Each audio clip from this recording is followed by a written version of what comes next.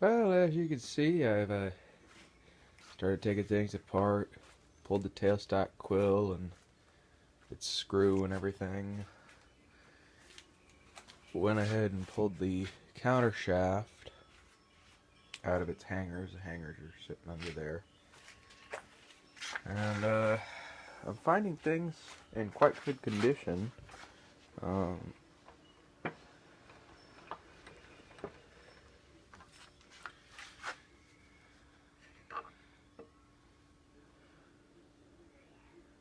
I know that looks scored, but it's actually not. It's just the oil. I, well, there's a minor amount of scoring, but that's still a good bearing. The other end is good. The clutches are good. It's interesting the way this works. So, one of the things I want to do early on is get my countershaft mounted up. Once it's cleaned, got a board here and a board here, and over here is the plank of wood that the countershaft was originally mounted to. I was going to replace the wood initially, but I'm going to be cheap. Because I don't feel like going and buying a new big plank of wood like this. I'm going to just reuse this. I had to take everything off of it. Had lots of nails and shit in it, so I pulled all the nails and everything out. And I'm going to go ahead and mount that up right in between here, right along this beam. And you see there's a, I believe they call that a jack, even though it's not really jacking anything, it's more like a hanger. But anyways, there's one of those right there. So this is a good, strong little part of the ceiling. And actually this ceiling is quite strong, and that's something that you need to consider if you're going to put up line shafting, you know. If you don't have a good, strong ceiling, you might want to go ahead and do an installation on a wall. And you know what? I would actually kind of prefer to do this installation on a wall. It would be easier to get up and oil things and have access to keep things maintained, but I don't have access to a wall in this shop that I can do that, you know. Sorry the video cut out there for a moment. I ran out of memory.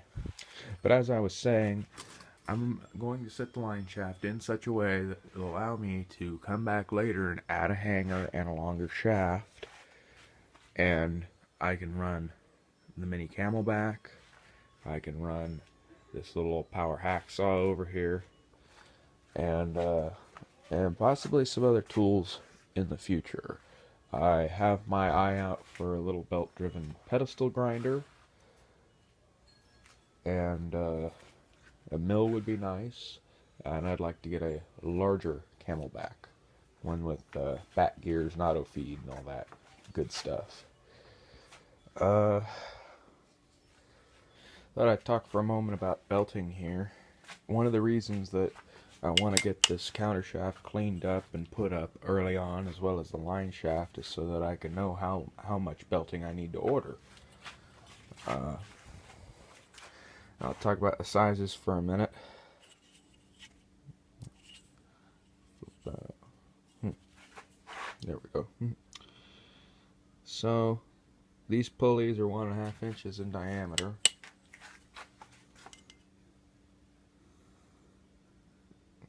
These pulleys are just over 2 1/4.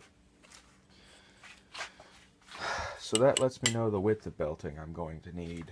Now the rule of thumb with flat belt pulleys is that the belt should cover approximately, I think, 80% or so of the pulley's width. Alright, so I can get away with a little more than that with some careful alignment. So I'm just going to get 2 inch for these. I'm going to get 1.5 for this. I'll show you as an example over here on my south bend, on my 9-inch south bend. The belting on this, this was meant, originally they spec'd it at 3/4 inch belting. This belting is just a 1/16 of an inch hair under 1 inch. So it tracks fine. If you're careful with your alignment, if you can get a wider belt on there, get a wider belt on there, because with pulleys, the more surface area you have that's in contact with that belt, the less likely you're going to have any slippage or problems like that. So back over to here. I just wanted to explain that real quick. And I've been using this yellow, tan yellow transmission belting. I get this from McMaster Car, and it works quite well. But it only comes, the most narrow it comes is 1.25 inch. All right, and so I actually needed to cut this belt down in order to work on here. And the way I did that was just on a regular old table saw.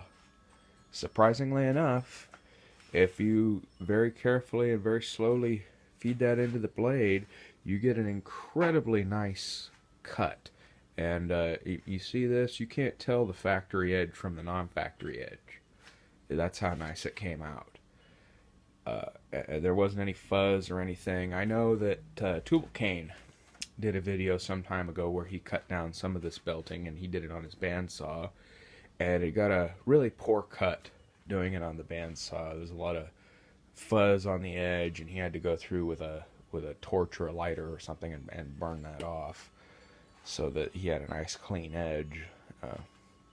But if you've got a table saw, use your table saw. Works a lot better. It is dangerous. It's a little scary, but what they say, working with tools, working with machinery is perfectly safe until you forget how dangerous it really is.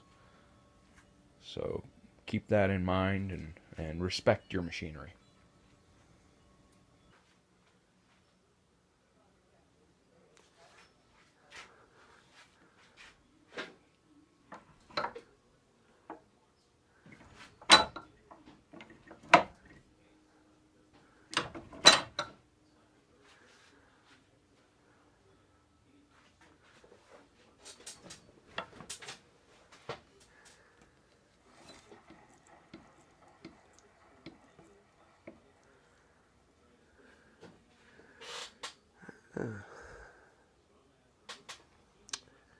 So as you can see, I've got my stick shift up.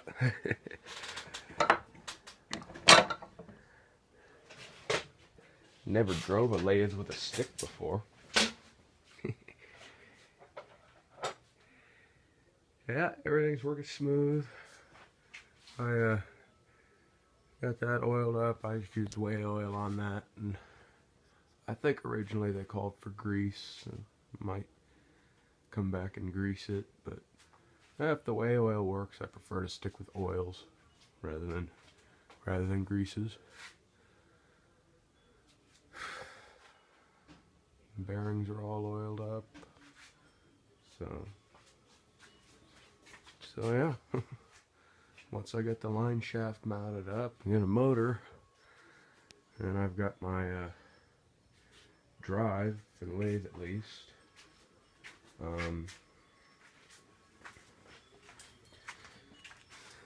This is the line shaft, and I just stuck it in here to, I was going to get it cleaned up. This has a bit of a bend in it.